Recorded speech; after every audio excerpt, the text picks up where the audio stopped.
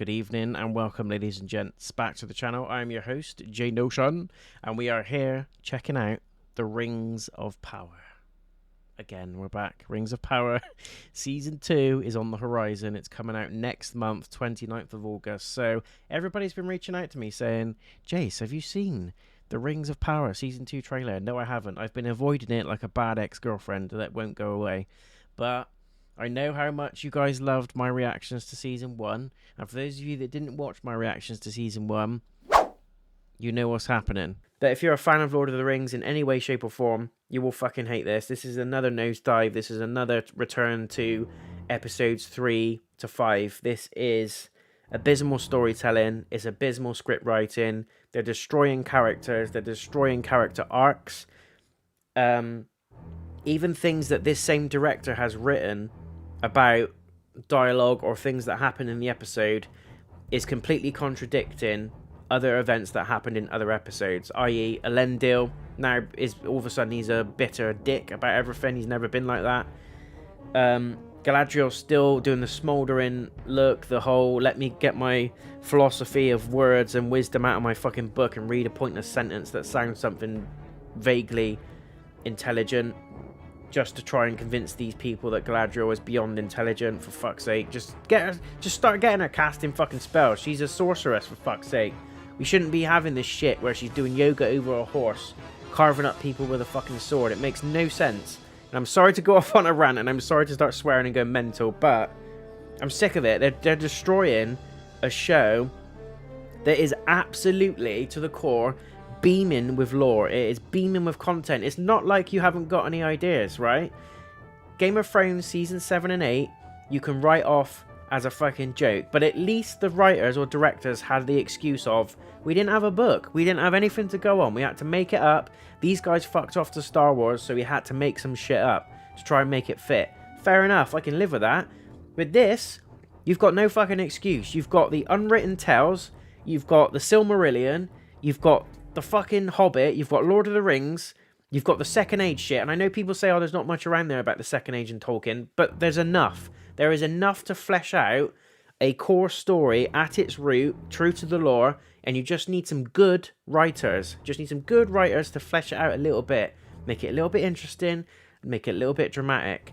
I know you've got the issue here where we know who survives, we know who is seen, who lives through Lord of the Rings and who dies through Lord of the Rings or whatever, or doesn't make it to Lord of the Rings. We know at some point who's going to live and who's going to die. We know that. They're not going to change that. They're not stupid enough to change those actual stories, I'd imagine.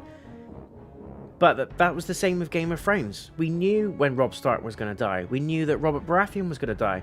We knew Ned Stark was going to get his head chopped off. We knew that was coming. But the difference is the directors, the show, the actors, everything was beautifully put together, and the writing in that show was amazing. It's still to this day one of my all-time, if not my all-time favourite TV shows ever made, because you can't fuck with it. You're just gripped to it. Even if you've read the books back to front and you think, yep, Ned Stark's about to die, the way they delivered it in the show made you think he might not. It might go a different way, or even if you know it's going that way, it still flooded you with passion and emotion and attachment to the characters and to the story. But with this bollocks, it's like someone's pulled out some ideas from a Christmas cracker and gone, yeah, eeny, meeny, miny, mo, let's pick that shit, go with it. I don't feel that this director is at all passionate about this franchise. And I looked up this director, and the only stuff he's done before is Jurassic Park fucking Fallen Kingdom. So this is where, do you know what I mean? Get Peter Jackson back in. I'm sure he would have a little go on this. Get some of his ideas, some of his influences. Get someone that's absolutely Tolkien mad in on this shit. You cannot, it's like making a Star Wars movie and getting the director of fucking Peppa Pig in to do it. It's Jesus, I need you every moment. I need you. I had some issues with it. Now, just to put this out there, I absolutely love Lord of the Rings. I'm not shitting on it. I'm not shitting on the franchise at all. It is one of the nearest and dearest, if not the nearest and dearest franchise to me for as long as I can remember. I can remember going to the cinema with my dad, watching The Fellowship of the Ring, then The Two Towers, then Return of the King. They came out a year after each other, a yearly release at the cinema. We made it a massive event. it got me into the books, it got me into the Warhammer, it got me into the collectibles, it got me into the t-shirts, the toys, the games. Everything followed from those movies. I wasn't into Lord of the Rings until I watched the Peter Jackson trilogy. Then I went in and did an absolute deep dive on everything lore related in Lord of the Rings. I've watched hundreds, if not thousands of hours of YouTube videos. I've read most of the Tolkien books based on the lore of Lord of the Rings, obviously the Hobbit books, Children of, all those sorts of things. The unfinished tales as well. There's just so many. There's absolutely loads that I can go into and talk about separately. So Lord of the Rings, in a nutshell, is one of my nearest and dearest things ever, and I want this show to do well. Season 1, in my opinion, was an absolute shit fest. It was all over the place in terms of pacing, storytelling. They went completely off-piste against the lore. Some of the characters were absolutely butchered. They spent very little time on things that I was hoping to see, that they could have fleshed out, that they had all the lore material for, that they didn't actually go into at all. And there's some things that we spent too much time on, which I felt was absolutely killing the show, and we needed to move away from it quickly, and those things were sort of spanning sometimes 2 or 3 episodes, and I was like, just come on, get on with it. Galadriel was doing a bit of yoga on a horse. She should be a necromancer. Do you know what I mean? There's just loads of little things that we were just ticking boxes to try and please certain woke audiences, and it pissed me off. But anyway, we're going to give this a chance. We're going to give it a chance. I will be watching it, so if you guys want to see a season 2 flavour, I'm happy to put it together, but I will be watching it regardless, because the label alone pulls me in and gets me to watch these things. So I want season 2 to do well. Some of the things I want to see in season 2, I want to see less of the Harfoots. I absolutely hated the Harfoots in the season 1. For me, it was really just people giving it the, look, we've got hobbits treatment, we can do the same thing that Peter Jackson did. They tried to do what Peter Jackson did, but in their own way. Well, the reason why Peter Jackson's trilogy, particularly Lord of the Rings, worked really well is because it was its own thing. It had its own cinematography, its own pace. There was an aura to it. The music was excellent. Howard Shore composed the music. It just felt beautiful, and it was blended in an amazing way. Jackson is a massive Tolkien fan. There was people behind that trilogy that absolutely knew their stuff. Even Christopher Lee and Ian McKellen, absolute veterans of the Tolkien lore. So they even corrected Peter Jackson on a lot of the stuff that he was saying, and they had a hand in on some of the stuff that was being shot scene by scene, which I thought was really cool, and he listened to them as well, and in my opinion it paid off massively. Whereas season 1, there was too many writers, there was too many different directors for each episode. There wasn't really a sense of sort of where it was going solidly. It felt like a very much push me pull me type feeling. You didn't know where you were going from one episode to the next, and I just felt absolutely lost by the end of it all, fed up, frustrated, and had enough, basically. It beat me into absolute submission to the point where I wanted to jump in Mount Doom myself instead of the ring. I wanted to destroy myself. I didn't want to see the ring go in there. I was going to dive in head first. That's how bad it was. In my opinion, obviously. What do I know, right? But season 2, I'm hoping does well. So I would like to see less of the Harfoots. I don't mind sort of building on Gandalf's story, but they made Gandalf look absolutely ridiculous in the first season. I get that it was building up to, is it Gandalf? Is it going to be Sauron? Is it going to be Saruman? Could be Radagast. Could be one of the Blue Wizards. Who knows? But they just made him look ridiculous. So in the books, Gandalf comes to Middle-earth as part of the Five Astari, the wizards. They are sent to Middle-earth to basically fight the bigger evil, which is Morgoth and Sauron. Morgoth being the first initial big bad guy, Sauron being the second. So Sauron basically is a copy and a much watered down, dumbed down version of Morgoth. He just tries to follow on Morgoth's teachings, his cult basically, and his absolute instinct to drive for world domination. That's what Sauron is. So they made Gandalf look silly. In the books, he comes in, he knows his purpose, he's already powerful. He is basically an archangel sent from the Undying Lands, from the Undying Space, i.e. Eru Ilúvatar, which is God. They send 5 wizards to Middle-earth to fight the evil that is Sauron and all the stuff that they know is coming. That's Gandalf's purpose. Whereas in Season 1, he could barely talk, he doesn't know his name. He starts firing tornadoes out of his ass. He's really horrible in the beginning, and do you know what I mean? It's like the Harfoots are teaching him, and they're trying to get him to remember who he is, and it's like, what are you doing? It's stuff like that I really, really hated in season 1. Didn't like the way they delivered Galadriel's character either. It was too, in-your-face feminism. Yes, I get it. She's a main female lead. I've got no problem with that whatsoever. Galadriel, in the lore, is an absolute badass. Probably one of the very few people that I would say could go toe-to-toe with Sauron in his prime. And she does. When he's in the Necromancer stage, where he's building up to be the fully fledged Sauron version in the Hobbits books, she goes toe-to-toe with him and literally casts him all the way to the other side of Middle-earth, and that's where he sort of burrows into Mount Doom and hides, basically, until he can regain his power. But she absolutely slaps him with the flick of a wrist. So I get they have to portray Galadriel to have a little bit of a struggle. She can't just be casting stuff like that and just basically making Sauron look weak. I get that there's a purpose to it all, but the way that they delivered her character, some of the voice dialogue that she was saying, some of the lines, I was like, what the hell? She was doing yoga spins over the horse. I'm like, what the fuck is going on? Is this Lord of the Rings or just some woke shit they were watching? It really annoyed me, as you can tell. But anyway, they butchered some other stuff as well. They made Gil-galad look a little bit silly, a little bit naive, whereas in the books he is the high elf. Like, people look up to him. He is the leader. There's songs that are made about his wisdom and his courage and stuff like that. So a lot of people remember Elrond. Some people remember Legolas, obviously, all the cool elves. But Gil-galad was the OG. Gil-galad is the one that started all that sort of taught Elrond what he knows in the current day and age of Middle-earth and all that sort of thing. So anyway, they butchered a lot of people in the first season, which is why, if you guys have read any of the books or understand any of the lore, you would probably have hated it too. Don't get me wrong, there was aspects of season 1 that I thought was really cool. Cinematically, for something to just sit there dumb-minded and to just watch in terms of action and fantasy, it's great, it's good. But to try and piece together actually what's happening, if you're not really into the medieval type fantasy genre, you'll probably still hate it. I don't know. It was very much hit and miss. Season 1 for a lot of people was very much like Marmite. You're either in the camp where you loved it or you're in the camp where you hated it. There wasn't really much in between.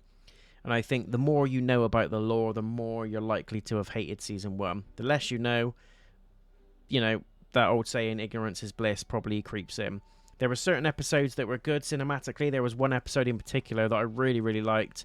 And that was the episode where I felt that the director really listened to sort of Peter Jackson's influence, and she also delves deeply into the lore. I felt that she was a fan just by the way that it was being shot, some of the scenes that we saw. We got some battles in there. There was a power struggle with some of the key characters. Galadriel actually felt authoritative rather than just being some whiny woman moaning about something in the next breath, and then she does the same thing in the next scene. There was none of that in this one episode, and I thought, yes, this is going somewhere. I think it might have been episode 3 or 4. I can't remember off the top of my head, but there was an episode where it really felt like it was going to spin for the good of men, dwarves, and hobbits, but it didn't go that way, unfortunately.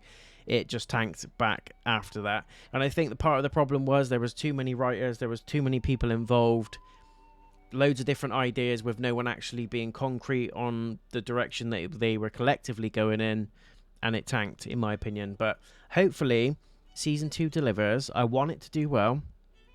I want it to be everything season was times 1,000. I want it to outdo season 1 massively. It needs to.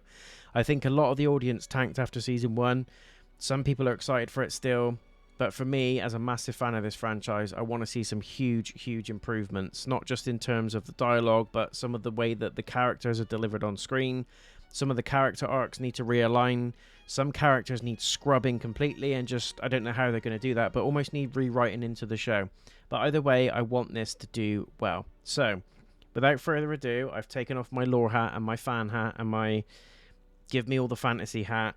We're going to watch season 2 trailer now. Hopefully it delivers.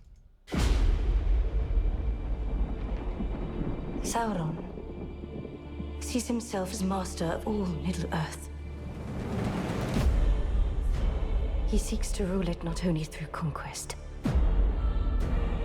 but by bending the minds of all its peoples to his own. And for that, he needs not armies, No! Don't do it. but rings.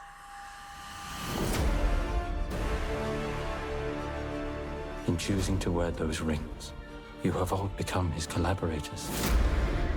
I know you believe this ring is deceiving me, but I believe it is guiding me. All this may be by his design. These rings may be how he attains power. They must be destroyed. We will discuss the rings once you have answered the question. Who is this man? He is no man. Yeah.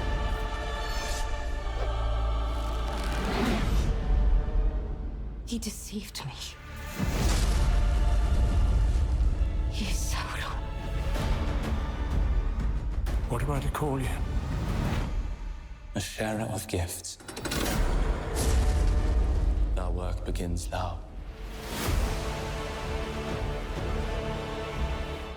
I have walked across mountains and deserts to help my friend find his destiny. One the fate of the world may depend on. Is it my task to stop the fire? Is it my task to face Sauron? To try and cheat death might lead to an even greater catastrophe. Father, take off the ring. Never. A month away, guys. A month today. Every soul in Middle-earth is in peril.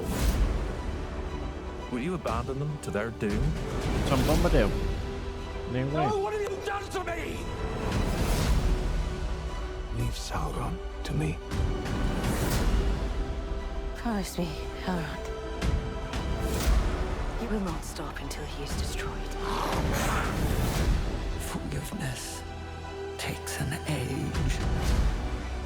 I need your axe, old friend. Fight with me. Fight with our friends! The Ents. When the darkness falls, there are always some who rise forth and shine.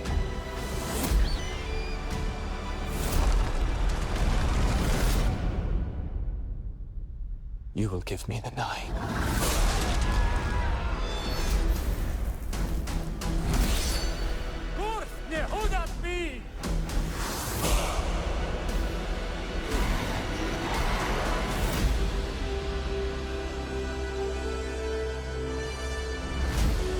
I mean, it's already looking better than the first season. Now, you should never, ever, ever hang your hat on a trailer, whether that's a movie, TV show, or a video game. You should never, ever put all your eggs in one basket and go, yeah, this is going to be it for me. I'm buying it. It's wicked. It's going to be great. Because there are people that are paid in these companies to literally market and make the trailer, to produce and market the trailer itself. So that's their sole job. Do you know what I mean? So a lot of things can hang on a trailer, and sometimes it delivers as expected. Sometimes you see all of the best bits in a trailer and that is it. You don't see anything outside of it, and it just feels loose, which unfortunately is what happened with season 1. We saw the best bits in the trailer. I was super pumped for it, and then when the product landed, it was absolute dog water. So never ever put all your eggs in a basket for a trailer. But that said, it looks very, very promising. There's still a few things that look a bit off to me, and some things I'm still a little bit worried about. But already, if I was to compare how this is likely and can potentially look to be mapped out versus season 1, we're already on a good footing. Believe it or not, it's looking hopeful, guys. I don't want to hang too much hope on it, like I did with season 1, but this looks a lot more hopeful. So we've got the story here. Sauron's obviously revealed himself to Galadriel and some people. What I'm interested in knowing, and obviously it will come clear when we start to watch the show, is how he presents himself to Celebrimbor, and how does he get Celebrimbor to start making the rings for the dwarves and the men. And then through that ring craft, this is how it goes in the books at least, he learns the art of making magic rings, and then that's when he makes the one ring for himself, the one to rule them all that sort of thing. So it's going to be interesting to see, because obviously Gil-galad and Galadriel are talking about it. Obviously it looks like Galadriel's gone to Gil-galad and said, look, can't trust this guy, he is Sauron, he's not a man. So it's known to the elves, and probably most of Middle-earth after that point, that this guy is to not be trusted. So that's why we see him appear in the fire as what we know in the books is an elf called Anatar, which is Elvish for Lord of Gifts. Now in this he says, I'm the sharer of gifts, which is thereabouts, which is fine. I actually like that they've done that, only because if someone comes out of a fire and says, I am the Lord of Gifts, you would be a little bit sus, wouldn't you? You think, why are you calling yourself a Lord? What are you in charge of? Whereas the sharer of gifts has got a little bit more of a, it's me and you guys, like we're friends, we're on a level type of vibe to it. So it's a clever spin on words, but I get why they've changed it and I don't mind it.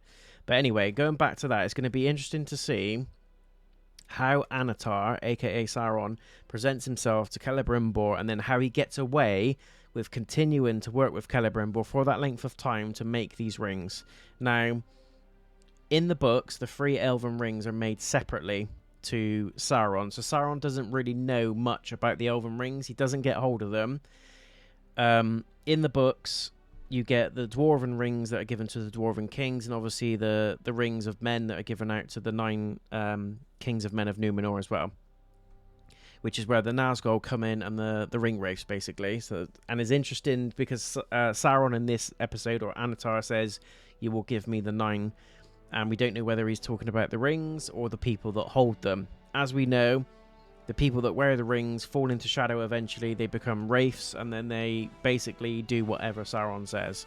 So it's going to be really interesting to see how people that are wearing the rings, the ring bearers, fall into shadow and fall into Sauron's service. Hopefully they do that justice in this season. I'm very excited to see it. I'm also very excited to see how the 3 elven rings play out. Like I said, is it going to be the case where Sauron is going to make them, or Anatar is going to make them, or Celebrimbor is going to make them? Or does Celebrimbor make these separately and give them to the elves separately, which is what happens in the books and in the lore? But if done correctly, I don't mind a little spin. I don't mind if Anatar makes them and then they're stolen. Celebrimbor gives them to the elves and says, you know, don't ever say that you've got them, because he grows suspicious of him and then finds out he's Sauron. Who knows? But basically, in the lore, these 3 rings help fight the fight against Sauron. So one of the rings goes to the, Galadriel, one of them goes to Gil-galad, which is the High King of the Noldor elves, and the third one goes to, it looks like Celebrimbor, but in the book it's Círdan the Shipwright, or Círdan the Shipwright, however you say it, which subsequently gets handed to Gandalf. Gandalf ends up with, I think it's Nenya, the Ring of Fire, or Narya, the Ring of Fire. Galadriel keeps hers, the big, nice white one, the Ring of Air, and the Ring of Water ends up with Elrond. So obviously I think the way this is going, it's kind of true to the lore. Gil-galad gives his ring to Elrond eventually. Galadriel keeps hers, and the Ring of Fire goes from, we're not sure which hand that is, whether it's Círdan or whether it's Celebrimbor. That ring goes to Gandalf. And they're kept separate to Sauron. Sauron has no power over them, and they actually use those 3 rings in the War of the Ring to protect certain places. Like Galadriel uses it to enshroud and cloak Lothlorien, so it's got like a protective barrier over it, no evil shall enter it, all that sort of thing. Although technically in the books Lothlorien is attacked, it's primarily due to the ring and primarily the power that the ring holds that Sauron cannot cast his eye over Lothlorien, all that sort of thing. He cannot dwell there, he cannot send evil into it, he cannot invade it, all that sort of thing. And it's the same really for Gandalf. We'll touch on Gandalf in a minute, and obviously Elrond uses the other ring to protect Rivendell and to encloak and enshroud that, but it's also got healing properties and all that sort of thing. We've also got a side character in Gandalf in this, and it looks like he's still continuing to understand his purpose. He says, am I meant to fight Sauron? What am I supposed to do? I don't like that. I don't like the whole he's come to Middle-earth, he fell from the sky and he doesn't know what he's doing. In the books, he comes to Middle-earth with a purpose. He comes as a wizard, as a what they call the Astari, which are the 5 wizards. You've got the 2 blue wizards, Radagast the brown, Gandalf the grey, and Saruman the white. Saruman is supposed to be head of the Order, as we know from the movies and the books. He turns tail, goes into the service of Sauron, and things get disbanded, basically. But in this, they're trying to make out Gandalf is like some old codger that doesn't really know what he's doing. He's forgot his purpose. And in this season, it looks like he's continuing that story of trying to find out his worth, his power, and his meaning, which is fine. But I want it ramped up a little bit. I don't want it solely on the Harfoots to draw that out of him, just because, Gandalf has an amazing relationship with the hobbits. And this is where that relationship comes from. He remembers what little Shire folk are like, and we don't need all that. We've had hobbits, we've done that. That's the thing that's in Lord of the Rings. Small people can change the course of the future. We've had all that. We've done that to death. Now we need to see the real deal in this. So don't mind a little bit of Harfoots, but I hope that they park most of that and go back to Gandalf's character and his lore a little bit and build on it. I'm super excited to see this guy, Adar. I want to see what they do with him in Season 2. Now, we don't know very much about him, but in Season 1, he was against Sauron, but he was kind of rebellious. He made up his own little clique, but now he's got an absolute horde of orcs and goblins at his side. So, I noticed as well, there was a line in this that Saruman said in the same thing in The Hobbit. Can you guys remember, when you watch the Battle of the 5 Armies, when the White Council, so Galadriel, Elrond, Saruman, and Gandalf, I guess, confront Sauron as a necromancer in the tower, and then you've got the 3 fighting him, and Galadriel does her hand power, sends Sauron packing to the other side of Middle-earth, and then as they walk away, Elrond says, we've got to fight Sauron at the source. He's going to regain his strength, blah, blah, blah. And then Saruman says, leave Sauron to me. And then we know, because we've seen Lord of the Rings, that Saruman actually turns tail. He says he's going to sort him out. He says, leave it to me. I'll deal with him. You look after Galadriel. She's weak, blah, blah, blah. We know from that line that nothing happens and Saruman actually turns cloak. Now, Adar says exactly the same thing in this trailer about Sauron. He says, leave Sauron to me. And then the next thing is you've got all these orcs and stuff behind him. So what I think is going to happen, he's going to follow a little bit of a Saruman type path, in that he's going to probably go for Sauron first, but then he's going to realise actually he's got more in common with Sauron than he realises. Sauron can offer him more, provide him more, and he's going to have more power with Sauron than he's ever going to get being a free folk of Middle-earth. And he knows what's coming. He knows the tides are turning. He's probably a little bit afraid. And he's sick of being cast to the side as a runt of the litter, basically. I think Adar is going to be a really, really interesting character to watch in this season. My hope, based on what he's wearing and the line that he used around let me deal with Sauron, is that he becomes the Witch King. Now, I know there's a lot of lore surrounding the Númenóreans. And obviously the 9 kings of men that become ring wraiths, and we've got the Witch King. There's very little concrete lore around all 9 of them. You don't really know where they come from, in the sense of they've got nicknames. One's called I think it's Cal the Easterling or Cam the Easterling. You can kind of gauge what areas they've come from and their backgrounds, but very little is known about the Witch King. So I think this is going to be a stab at potentially either he's going to be one of the Nazgul, but my hunch is, and I would love to see it on screen, this guy is going to fall from grace and he's going to become the leader of the Nazgul. He's going to be the Witch King. I would absolutely love it if they did that. If he goes to Sauron and tries to overthrow him, then Sauron says, look, I need an army. I need a front man. I need a wing. I need someone to do things that others aren't willing to do, basically. And I see that potential in you, and sell it to him and say, have all my armies, have all my resources. You're the guy. I believe in you, blah, blah, blah. And then Adar falls completely from grace and becomes one of the 9. How cool would that be? We've never seen it before on screen. We've never seen it really portrayed anywhere in TV or cinema. And the Witch King's character is absolutely phenomenal. There's so much lore around what he does when he goes to the war in the north, where he takes over Angmar and stuff like that, all the wars that happen there. But this is a chance for Amazon to really hone in on this character and make him something.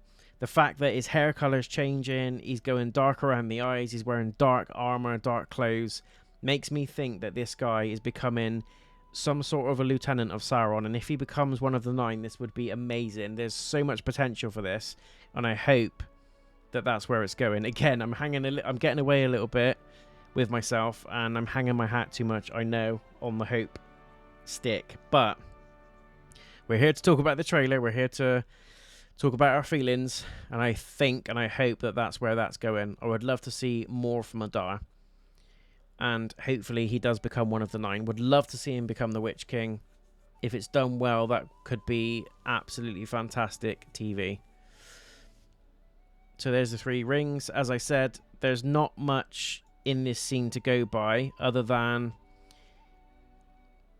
actually, who is that? Who's this there? So there's Galadriel, there's Gil-galad. I can't actually tell who that is. That could be Círdan the Shipwright. It doesn't look like it's Gandalf. Love that armor, look at those helmets. But there we've got definitely Gil-galad with his ring. Galadriel's got hers, and this could be Círdan. I don't think it was Elrond, because Elrond ends up with the ring of water, this one. Galadriel keeps hers. That ring goes, in the books anyway, it's Círdan or Círdan the Shipwright, gives that straight to Gandalf. So, be interesting to see what happens with it. That could be who that is. It doesn't look like a character I recognise from the first season.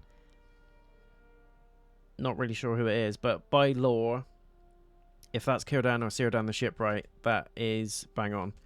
Because then this ring goes to Elrond, and this ring goes to Gandalf. Galadriel keeps hers.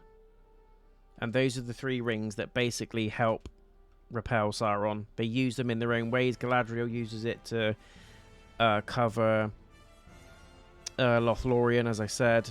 Elrond uses his for foresight and healing, but also to protect Rivendell. There's some fantastic shots in this trailer, guys, and I never ever had a doubt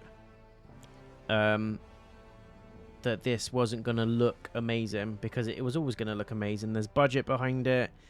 The costumes appear to be a little bit more to the lore, because a lot of people were taking the piss about the costumes and the elf ears in the first one, and it did look cheesy. It did look a little bit like a uni student media studies movie, a little bit, some of the props.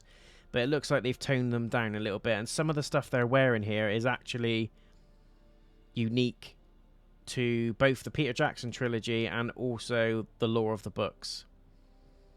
They look less freaky-deaky, more Tolkien, which is what I love. So yeah, this is what I'm really interested to find out. How is Anatar, aka the Sharer of Gifts, or Lord of the Gifts, going to sway Celebrimbor, this elf here, to make all those rings? And that's obviously how Sauron learns the art of ring making and magical ring crafting, and then he goes away with that knowledge and makes his own one ring to rule them all, and the rest is history. But Celebrimbor, from what we last saw, don't know where this is now, he was in Rivendell, I think, or Lothlorien. He was somewhere like that. So is he going to be well amongst the ranks of Gil-galad and Galadriel and just making the rings for this random guy that comes out of the fireplace? Probably not. I hope not, anyway. But that is a potential worry for me. They could fuck that up massively if that's not done correctly. But look at this. Some really amazing shots. CGI looks good. Hopefully Gandalf is learning more about himself. I hope they hurry that along a bit quicker than they have done, because the way that they're portraying Gandalf is not true to the lore, and I'm not liking how they're doing it. They're making him look stupid and weak and all that sort of thing. Gandalf is essentially an archangel in an old man / wizard's body. So constantly kicking ass. He's thousands of years old. We've also got the Balrog here as well. So this is Durin's Bane. This is the Balrog from the Fellowship of the Ring, where Gandalf was on the bridge and he says, "You shall not pass." And then they fall down into the depths of Moria. They fight on the tallest peak, blah blah blah, for days. And as we know, Gandalf ultimately kills the Balrog but dies in the process, and then is reincarnated as Gandalf the White.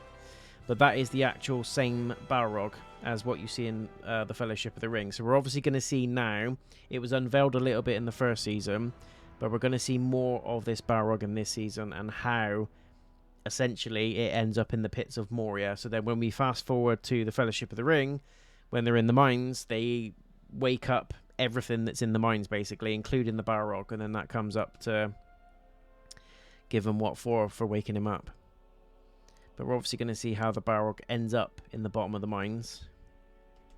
I think that was Minas Tirith. It looks like Minas Tirith. Could be Numenor, but that long stretch there, this looks like Minas Tirith. Yeah, there's the white tree. So we're going to see Gondor as well, which is going to be quite exciting. And I'm pretty sure I saw Elendil and Isildur as well in some of the later shots. So they absolutely butchered Elendil and Isildur's story. Both of them idiots in the first season. These are high kings of men. Again, well sought after, well respected. Isildur was a little bit of a wild card, but Elendil was like your absolute epitome of what a good king should be.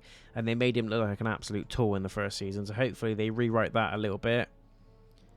Don't know what this is. This looks like a land potentially near Mordor. That's obviously stuff's dying, trees are rotting. This is Tom Bombadil. For those of you that don't know, I will not spoil it, but he doesn't appear in the movies at all, but he does appear prominently in the books. He is one of the most powerful characters in Tolkien lore. He is absolutely badass, probably more stronger than Gandalf and Galadriel, maybe even combined at their peak. Could easily fart on Sauron and make him disappear. So it's going to be really interesting to see how they write this character into this story in this universe, because he is an absolute monster. And that might be how, because it looks like he's spending a lot of time with Gandalf, it could be how he brings out Gandalf's true power, trying to get him to remember why he's there, to get him to see what he's capable of, and the war to come and the things to come. So this is Anatar in full god mode. He's activated his dark outfit, and now he's just destroying stuff. This is the Leave Sauron to Me scene. Love that sword, by the way. It looks like something off of Elden Ring. And who is he stabbing that into? So it looks like Adar is stabbing... It looks like Sauron with a crown of thorns. And does then he become the Sauron we know after wearing it? Because that's the iconic helmet that he wears. Finally getting some big scale battle scenes, so it's edging into Game of Thrones type territory now. Got some Ents in there. Love the story between the dwarves, and obviously it's kind of paying homage to Legolas and Gimli's relationship a little bit, with the two sides normally against each other. Lots of bad blood, lots of bad history, but coming together for a common cause, and some absolutely hard friendships coming out of it. I absolutely love, just dropping a piece of lore here right now, I absolutely love that Gimli was the only dwarf to ever set foot in the Undying Lands, purely because of his love and his kinship with Legolas, but also just breaking that centuries-long feud that the elves and the dwarves had. And obviously for what Gimli did for the War in the Ring as well, the Fellowship, and basically help save the world. I absolutely love that. So the end of that story being Legolas and Gimli went off to the Undying Lands together and lived out the rest of their days as buddies, as bros. So that's obviously the relationship between Elrond and I can't remember the guy's name. Is it Glowin? Probably not. It's been a while since I watched the first season. I only watched it once, never again. But it's obviously paying homage to the elf and dwarf friendship. We've also got the Eagles. This could be Gwaihir, a very young Gwaihir by the looks of it, Lord of the Eagles. But either way, we've got the Eagles there, so that's always good. Again, big scale battles. Give me the 9. So this is when Anatar turns into Sauron. He's gone bad boy now. He's got his bad black cloak on, and he's destroying shit. He wants the rings. We've got some trolls in there. Some actual good fights that are coming up as well by the looks of it. Love the armor. Look at that. It's not quite Ride of the Rohirrim, but it's getting there. It looks like it's getting there. Full-scale battles, edging into Game of Thrones type territory. I love it. It looks really promising, guys. It looks really, really promising. Only a few worries and a few gripes, but all in all, it's looking like it's a lot better than season 1. But again, I'm going to say it, and I'll say it to the cows come home. You should never hang your hat on a trailer, but I am 3/4 hanging my hat on the trailer. It looks very, very promising, and I want it to do well. So I will 100% be checking this one out, guys. If you want absolute episodic breakdowns, I'm happy to do that if there's enough uptake, or if you just want me to do a season review when all the episodes are done, let me know in the comments either way. You might not give a shit. If you don't give a shit, then don't put anything. But if you want to see my opinion and you want to see how I feel being an absolute passion boy for this stuff, let me know. And if there's enough uptake and enough interest, I will put myself through it. Hopefully, this time I'll enjoy it. This time it'll be enjoyable. I'll look forward to doing it every week. And if not, you guys are in for some entertaining videos anyway, because I'll likely lose my shit again. But hopefully I won't, and hopefully there'll be some stuff to sing and dance about this time around. But it looks a lot more promising, thankfully. Hopefully they've learnt from the feedback, they've learnt their lessons, they've listened to the lore masters, and they've gone with a little bit of a cinematic revamp. But it looks fantastic. There's a big budget behind it again. Great CGI, interesting cameos. We can look forward to how Anatar portrays himself and fully reveals himself as Sauron, how Celebrimbor does that behind the scenes, what's Adar got to do with it, does he become the Witch King or one of the 9, how does Gandalf learn about his power and his purpose. So there's lots to cover. I don't know how many episodes there are, but there's a lot to cover, and hopefully that means that we're going to get fully fleshed out chunky episodes, not that we just witness the greatest 4-minute clips of the 5 or 6 minutes that are actually great in each episode. Hopefully that's not the case. Hopefully it's all going to deliver, and it looks as packed as it is, and it is as packed as it looks. So we'll see. But thank you so much for watching, guys. Bit more of a longer video, but as you know, guys, I'm an absolute fanboy for this stuff, and I wanted to give the trailer my full time and my thoughts and feelings of the season as a whole. It's looking promising. Stay tuned for August the 29th. Until the next one, thank you for checking me out, guys, and I'll see you again soon. Bye.